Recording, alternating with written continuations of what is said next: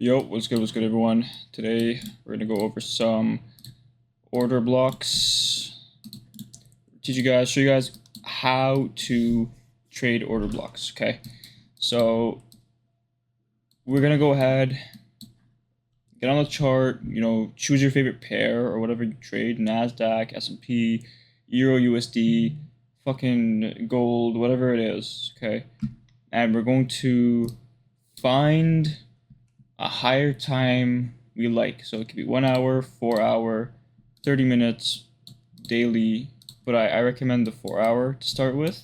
So usually with order blocks, what an order block is a price action move, like an imbalance. It works just like a fair value gap, basically. So an order block is marked out using the rectangle tool. So this is the rectangle tool. And for example, this would be a fair value gap, correct? But in this same fair value gap, not all the time, but in this same fair value gap, this is the order block. Like this black huge line to the downside is the order block. Imagine it as like a huge black cock just dumping down on your girl, just like that, right? Basically, this blue thing is you, and you just get dicked, just out-dicked, basically, right? And how to mark that is you mark the top to the bottom of your dick, and you drag it out. And every time, so that's the order block. The order block is whatever candle breaks imbalances out of the opposing candle. Blue candle, opposing is black. So bullish candle, opposing is bearish. So the bearish candle broke below crazily, made a huge big candle. And it closed, it kind of like, if this candle before it was also blue or bullish, you'd mark it out like this. You'd mark it out starting from the blue before it becomes black. So as long as there's the bullish before it becomes bearish, you mark it out. But because this black line kind of separated it, you can only mark out just this bullish candle out. So anyways, this becomes an order block, and whenever price comes up into it, it works just like a fair value gap. And you can actually pair them both. You pair them both. Let's say you mark this fair value gap out, goes up, wicks above the fair value gap, taps the order block, comes down. Okay, comes down, does the same thing, goes back up later, the fair value gap, taps the order block, comes down, same thing again, goes up, taps the order block, comes straight down, breaking below all these lows, okay? So it filled the whole order block up top. This wick filled the whole order block, as you can see, okay?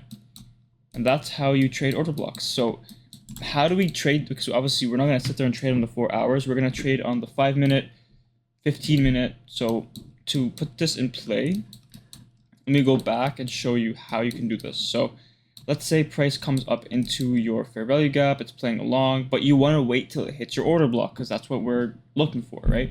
It hits your order block, and you don't enter just yet. You wait till price makes a market structure shift, which we get right over here. Okay, we get, sorry, not over here. We get right around, where to go? Boom, boom.